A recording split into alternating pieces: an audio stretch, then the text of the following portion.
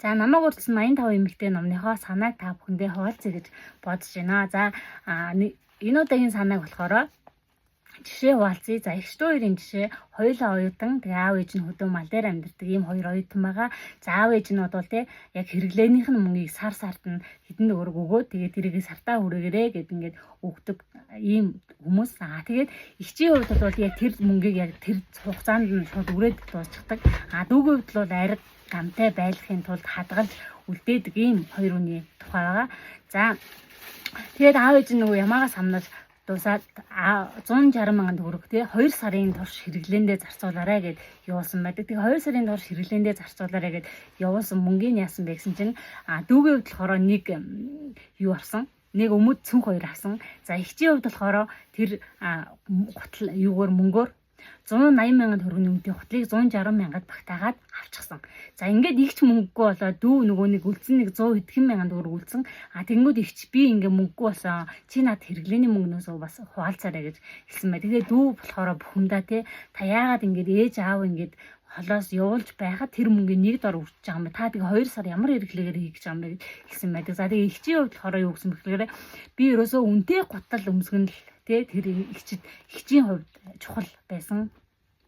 Тэгээд танаа өмтэй гутлаа өмсөөд унтах уу гэж бас дүүн асуусан байсан. Тэгэхээр энэ дээр яг юу гэж нэхэрэ эгч нь юу хэлсэн бэ гэхээр би дүүл энэ хугацаанаас эхлэн түүнээс хинээс эхлэн 200 мянгаас дээш үнэтэй гутал өмснөө гэж хэлсэн байсан. Тэгэхээр эгч нь яг тэр зүйлийг би энэ зүйлийг хийх зөв өө би миний зөв өө гэж өөртөө хүлэмжсэн. Дүүгээ болохоор аль болох тэр хэрэглээг өөртөө хүргэж дараагийнхаа сард хүргэхээр ингэж хямд үнэтэй зүйлийг худалдан авдаг байсан. Тэгээ эгч нь болохоор чиний хямдхан юм чинь 1 мө 2 сарын дараа урагдаад дуусчихнаа. Минийх бол тэгэж дуусахгүй гэж бас хэлсэн байдаг. Тэгэхээр эгчийн хувьд болохоор юу гэсэн бэ гэхээр бид нар өөрсдөө аливаа зүйлийг яг яаж хүлээж аван тэр маань бэлэн юу тарин түүнийгээ бид нэр хурааж авж ийдгаа. Тэгэхээр игч өдөр болгон тэгэж үнэтэй зүйлийг өөртөө зарцуулснараа бүр бэлхэм ингэж өдөр болгон бэлхэм сайхан байсан байна л да. Нөгөө талд нь дүү болохоор тэр зүйлийг хүргэцгээл аль болох ингээл харамлаад ингээд байсан байна. Тэнгүүд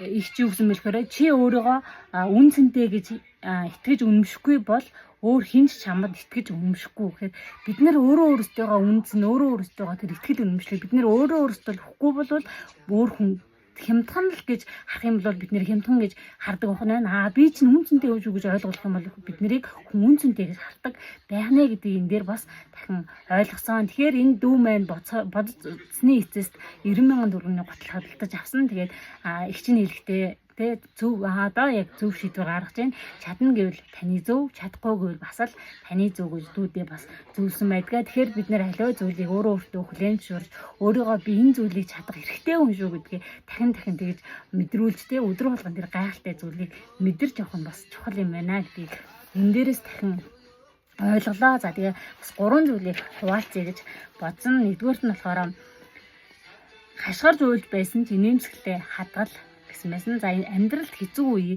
ирдэг. Гэтэ тэр үе чи бүрэн нурах албагүй. Инээмсэглэл гэдэг бүх зүйл сайхан гэдэг үг бол биш. Харин чи бууж өгөөгүй гэдгийг илэрхийлдэг гэсэн мэлээ. За хоёрт нь болохоор гайхамшигт итгэдэг хүндэл гайхамшиг тохиолдог гэж хэлсэн байсан. За итгэлгүй хүн боломжийг хардаггүй. Өөртөө итгэлгүй хүн боломжийг өрөөс олж харддаг юм байна л да.